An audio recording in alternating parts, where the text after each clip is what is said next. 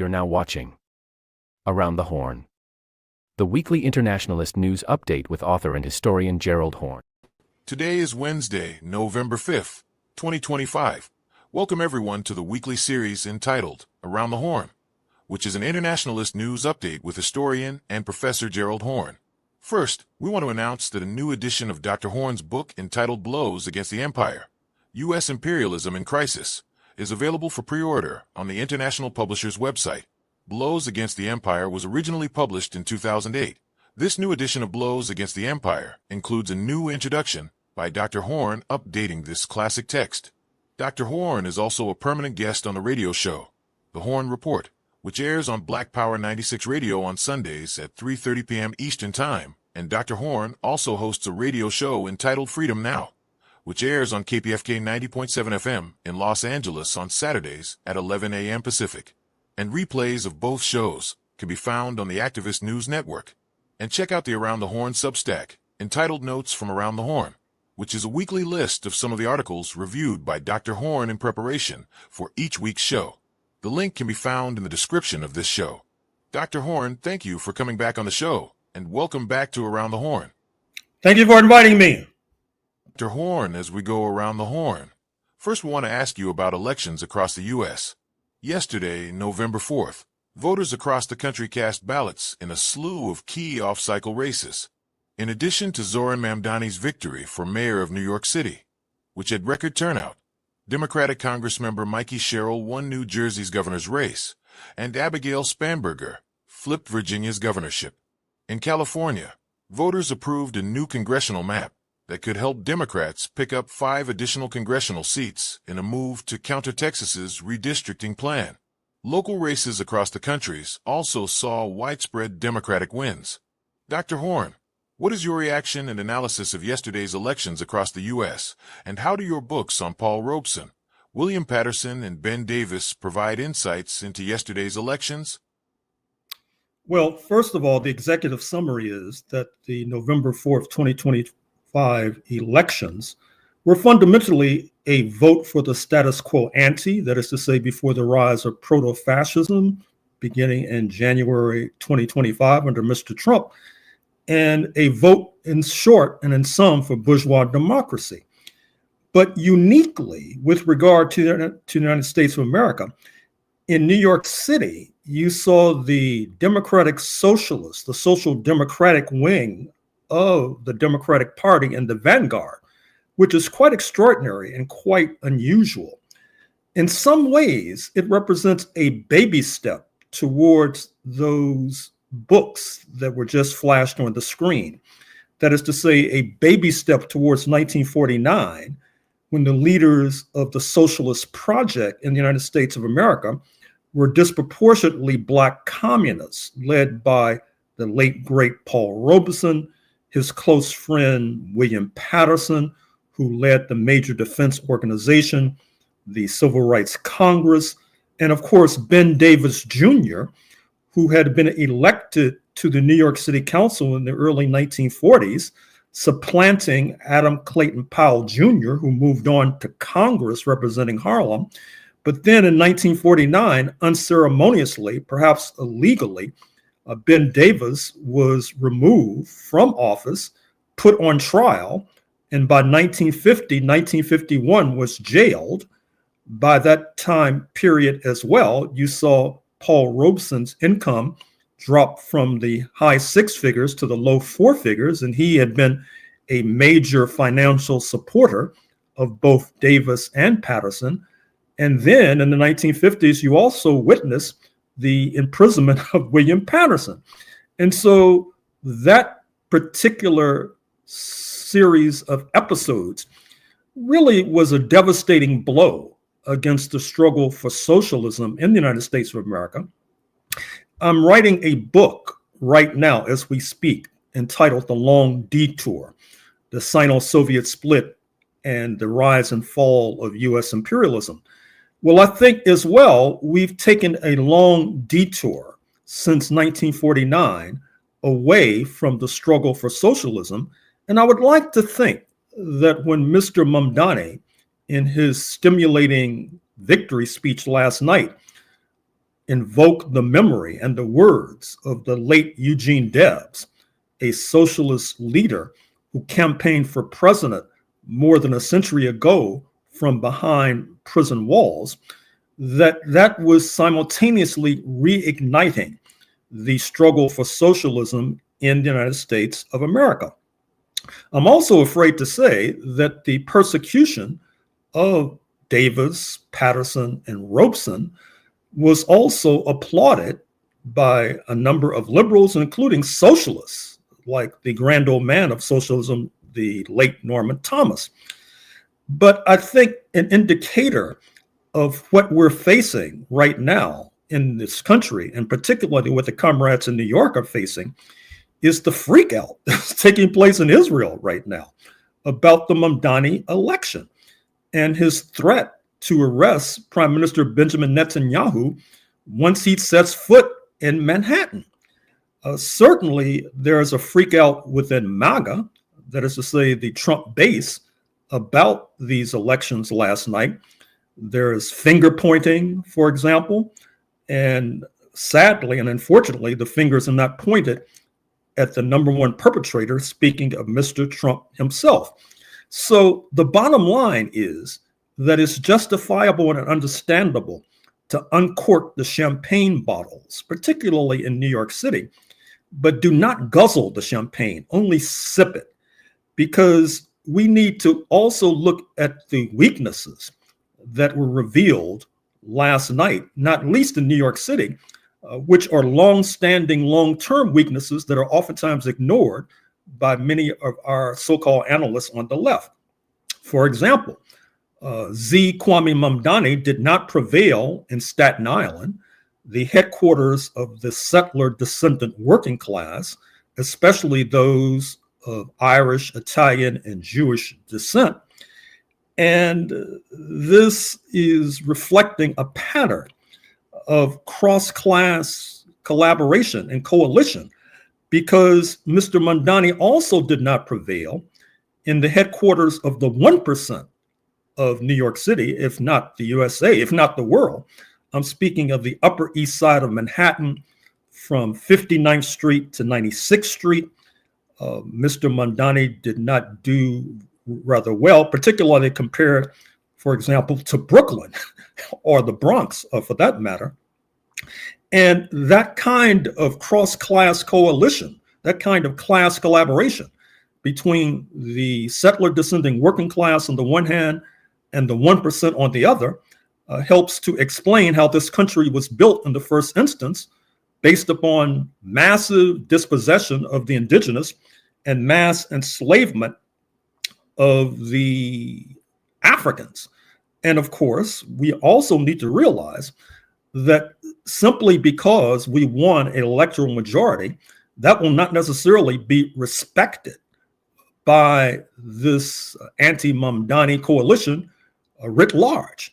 For example, all you need to do is recollect what happened on January 6, 2021, when a similar coalition sought to prevent the peaceful transfer of power. And this has been a repetitive trend.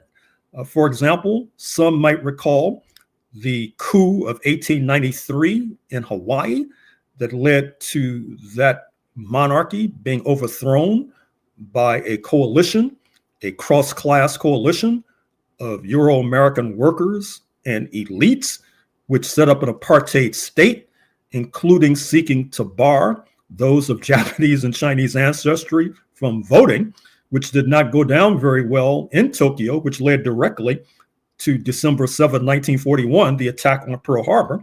Or, for example, mirroring what happened in 1836, when once again a minority comprised of Euro-American elites seized power from Mexico, and against the wishes of the enslaved Africans, not to mention the indigenous, set up an independent republic, the Republic of Texas, which then spearheaded an acceleration of the African slave trade, nor what happened in 1776 as well, when once again a likely minority comprised of enslavers and merchant capital and some deluded Euro-American workers overthrew the crown, so as to continue seizing land from the Native Americans and expanding the African slave trade exponentially. They succeeded, creating this so-called republic under which we're still laboring to this very day. But back to Staten Island, which we really need to focus on because it's such a major problem and is not unique to New York City. It's also the borough that is the headquarters of the cops. And there hangs a tale, because recall that it was the notorious New York Police Department that helped to sabotage the first Black mayor of New York City, speaking of the late David Dinkins, which brought into City Hall the ignominious Rudolph Giuliani, or recall how they also sabotaged a previous mayor, speaking of Bill de Blasio, which brought us the utterly corrupt Eric Adams, who fortunately is stepping down from office.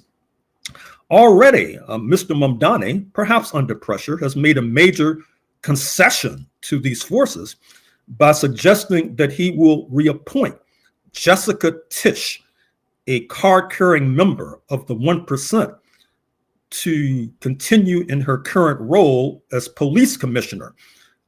Her role as police commissioner represents this cross-class coalition of the 1% and these New York City cops, particularly the New York City cops of Irish and Italian descent and ancestry. I should also make a charge to the local Pacifica station, speaking of WBAI, where I once was a programmer and, in fact, in a sense, was an administrator on the board. WBAI needs to establish a police watch program, because I'm afraid to say that whether or not Mr. Mamdani's ambitious programs concerning childcare, buses, and all the rest, whether that can be forced through, will depend in no small measure on the opposition that inevitably will flow from the NYPD. And of course, I should mention that the NYPD is terribly bloated, has 37,000 cops on the beat. Look at Los Angeles, which covers a territory much larger than that of New York City. Their ranks basically amounts to 8,000 or 9,000 cops in the LAPD. And so in some ways, when Mr. Mamdani talks about civilian community folks answering calls concerning domestic violence and mental health episodes, that particular program can be established by delimiting the number of cops and hiring more civilians, because sending men with guns into households is a recipe for disaster. Back to the positive. I can't recall the last time that Eugene Debs was quoted by a leading elected official as Mr. Mamdani exemplified last night. But in any event, since to an extent this is a kind of classroom, I would be very interested to hear from our audience concerning whether or not our left-wing analysts are actually doing what they say that they do or purport to do. That is to say, making a class analysis of this important election last night, which goes beyond just bashing the 1%. We can do that till the cows come home, but also engaging the Staten Island question, because the Staten Island question is not unique to New York City. It is something that bedevils this country from the Atlantic to the Pacific.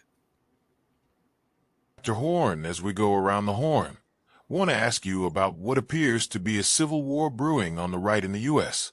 This past Saturday, November 1st, as the Republican Congressman Randy Fine of Florida was laying into Tucker Carlson during a speech to fellow Jewish Republicans on Saturday, a group of students stood in front of a stage holding signs that read, "Tucker is not MAGA." Fine called Carlson the most dangerous anti-Semite in America and accused him of leading a modern-day Hitler Youth movement. Fine is seen as a provocateur on Capitol Hill, often using incendiary rhetoric on a range of topics, including Gaza. To be clear, Fine was channeling the sentiments of an overwhelming majority of Hill Republicans after the Heritage Foundation stood by Carlson, following his friendly interview with white nationalist and anti-Semite Nick Fuentes. Top Republicans blame Carlson and his grip on the MAGA movement for what they see as rising anti-Semitism and declining support for Israel within their party, particularly among the younger generation. The latest Carlson drama is pitting GOP lawmakers against MAGA influencers and is threatening to reopen old wounds for Republicans, particularly the long-running struggle over the party's foreign policy direction. And in a fiery speech, Republican Senator Ted Cruz said the GOP is facing an existential crisis over right-wing anti-Semitism. Carlson is in many ways the embodiment of the MAGA movement and has a ton of influence in the party. And Carlson counts Vice President J.D. Vance as a key ally. Dr. Horne, from a historical perspective, how should we be analyzing this brewing civil war on the right in the U.S.? How significant is this in fighting on the right? It's very significant, and it's also inevitable to a degree. That is to say that a coalition, which at the top is comprised of Zionist billionaires like the Adelson family or Bill Ackman, the Manhattan billionaire, in alliance with white Christian nationalists. And anybody who knows a thing or three about white Christian nationalism knows that it's suffused with anti-Jewish fervor. That is to say that the elite in the Jewish community obviously have made a miscalculation by throwing in their lot with the GOP in their mass white Christian nationalist base. But I'm afraid to say that some within the Jewish left are not coming out of this crisis smelling like a rose either. For example, I'm continually stunned by the lack of knowledge about the basics of Jewish American history amongst those on the left. For example, approximately 110 years ago, there was the lynching of the Jewish American business manager, perhaps capitalist, Leo Frank, for allegedly lynching or killing a young Euro-American Christian girl. And interestingly enough, he, in his defense, pointed the finger of accusation at a Black employee of Mr. Frank. But astonishingly, that testimony was not accepted, and white Christian nationalists dragged Leo Frank from behind a prison wall and lynched him. Now, on the other hand, that led to more Jewish support for the NAACP, which has redounded to that organization's benefit by and large to this very day. But speaking of the subsequent decades, there has been a certain romanticizing of the anti-Jim Crow movement of the 1950s and 1960s, the so-called Black Jewish Alliance, without acknowledging that one of the leaders of the so-called alliance, speaking of Jack Greenberg, the Jewish American lawyer who was the top attorney for the NAACP, succeeding Thurgood Marshall after he went on to the High Court, the U.S. Supreme Court. But Jack Greenberg was a notorious anti-communist amongst those who were applauding when Robeson, Patterson, and Davis were defenestrated. So his legacy is mixed at best. I think that as well, astonishingly enough, many of our friends on the left are not familiar with what we've talked about repeatedly on this program, which is the antebellum reactionary politics amongst some in the Jewish community, including Judah P. Benjamin, a leader of the notorious Confederate States of America, or Mordecai Noah, called by Freedom's Journal in the 1820s as the bitterest enemy of Black people. Both, of course, happen to be of Jewish ancestry. And what the prominent Jewish American contemporary historian, Jonathan Sarna, has pointed out, who I quote in my book, The Capital of Slavery, that there was a noticeable strain of opinion in the Jewish American community in the 1860s that was not in favor of emancipation because they thought that would add Black Christians to the ranks of the Christian community. And given Christianity's lamentable alliance with anti-Semitism, it could accelerate the trajectory of anti-Semitism. So in some ways, as noted, this civil war in the Trump base has been inevitable.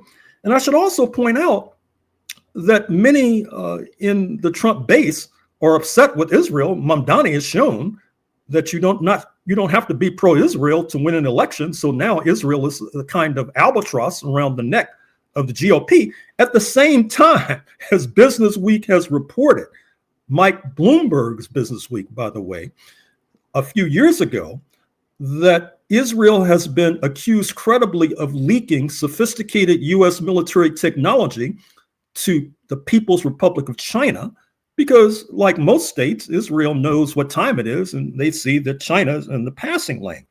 Not to mention the fact that if you look at some of the Persian Gulf monarchs, for example, MBS, Mohammed bin Salman, will be visiting the White House in a few days. I'm sure he'll come with a bag of goodies, not only for the nation, but for Mr. Trump personally, which will then echo what Qatar, another Persian Gulf monarchy, which it once houses a major U.S. military base, not to mention Hamas, and of course has gifted Mr. Trump with a flying palace, a plane that he can use, presuming that he decides to leave office, as constitutionally is mandated. But I think as well that the bombing of Qatar by the Israelis some weeks ago also has placed enormous strain on the alliance between Israel and the United States, which inevitably has flowed into what has correctly been described as a kind of civil war within MAGA. Horne, as we go around the horn, we want to ask you about several news items from the African continent. First, regarding the election in Tanzania, President Samia Suluhu Hassan has been declared the winner of the election with more than 97% of the vote, following violent protests across the country earlier in the week. In fact, security forces in Dar es Salaam opened fire on protesters, with reports of 700 or more people killed by the security forces. In addition, on October 30th, the Wall Street Journal published an article suggesting that Mali was about to fall to jihadist extremists. They go on to state that these so-called jihadist insurgents may be close to capturing Bamako. And on November 1st, President Donald Trump took to social media to threaten an invasion of Nigeria if, quote, the Nigerian government continues to allow the killing of Christians. Trump added that the U.S. may very well go into that now disgraced country, guns a-blazing, to completely wipe out the Islamic terrorists who are committing these horrible atrocities, and if we attack, it will be fast, vicious, and sweet, just like the terrorist thugs attack our cherished Christians. Warning, the Nigerian government better move fast, end quote. The Nigeria government is correctly denying that there's any sort of genocide happening involving the country's Christian population, and to be clear, there is absolutely no evidence of same. And of course, the crisis in Sudan. It was reported that RSF massacred thousands in North Darfur's capital, El Fasher, in the past week. Dr. Horne, we have put a lot on the table. What is your reaction and analysis to all of these unfolding events? Well, first of all, with regard to the latter story, the Sudan, it is well established and well known that the close U.S. ally, United Arab Emirates, has been fueling this conflict by funding the so-called rapid support forces, which are wreaking havoc as we speak in El Fasher, as a number of news items have suggested. And it has also been suggested, although not proven to the degree that what I've just said about Sudan has been proven, that Gulf monarchs, including the UAE, are backing these religious zealots who call themselves Muslims as they seek to destabilize Mali in particular.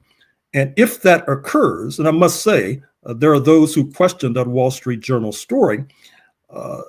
If, however, that story proves to be accurate, I dare say that the religious zealots will not stop in Bamako, the capital of Mali, that it will jeopardize the social transformation that's unfolding in neighboring Burkina Faso under Mr. Traore, not to mention their comrade in the trenches, speaking of Niger and the Sahel, not to mention potential knock-on effects in Ghana, in Senegal, and of course, close U.S.-French allies, speaking of Côte d'Ivoire. With regard to Tanzania, this is a quite saddening story, what's unfolding, because many of us are old enough to recall a time when Tanzania was a kind of twin of Cuba, insofar as it provided exile for fleeing Black American political prisoners. I have in my hand, for example, the fascinating memoir about Pete O'Neill, who still resides in Tanzania in the north of the country, who fled there decades ago after an attempted prosecution on trumped up charges, and recalled that he was joined subsequently by the now late Geronimo Pratt, who served decades in prison, once again on trumped up charges, before his lawyer, Johnny Cochran of Los Angeles, was able to win a substantial settlement. And of course, Geronimo moved immediately to Tanzania and actually helped to donate a good deal of that settlement with regard to water projects and other important development projects in the north of that country. Unfortunately, the Southern African Development Corporation has validated many of the claims made with regard to the crackdown on the opposition in Dar es Salaam and throughout the country. And this, once again, is quite unfortunate. Likewise, with regard to Nigeria, only the naive would imagine that Mr. Trump's threats have little to do with the fact that this is an oil-producing country.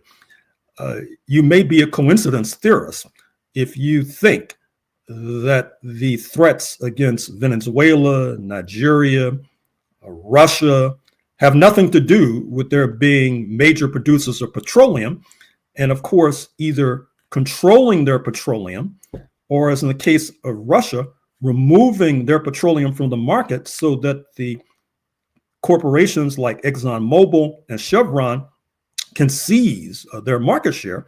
That's what this Nigeria threat is all about. And it also exposes the rather curious relationship between President Tinubu in Abuja and the U.S. authorities. Recall that as a young man, he fled Chicago because of drug charges hanging over his head. And during a time, a year or two ago, after he was inaugurated, which was taking place as you had a change of regime in neighboring Niger, the suspicion was that the U.S. authorities would release these damaging files from Chicago against President Tinubu unless he threatened a military intervention in Niger. And it took a massive protest in his own country, Nigeria, to prevent that particular and potential disastrous episode from unfolding. I should also point out that this story in Nigeria connects to a previous story, because obviously Mr. Trump is a master at deflection. He's trying to deflect attention away from the disgruntlement in his base, the white Christian nationalists, who of course thrive on hearing that Mr. Trump supposedly is going to protect the lives of fellow Christians, but don't believe that nonsense for a nanosecond.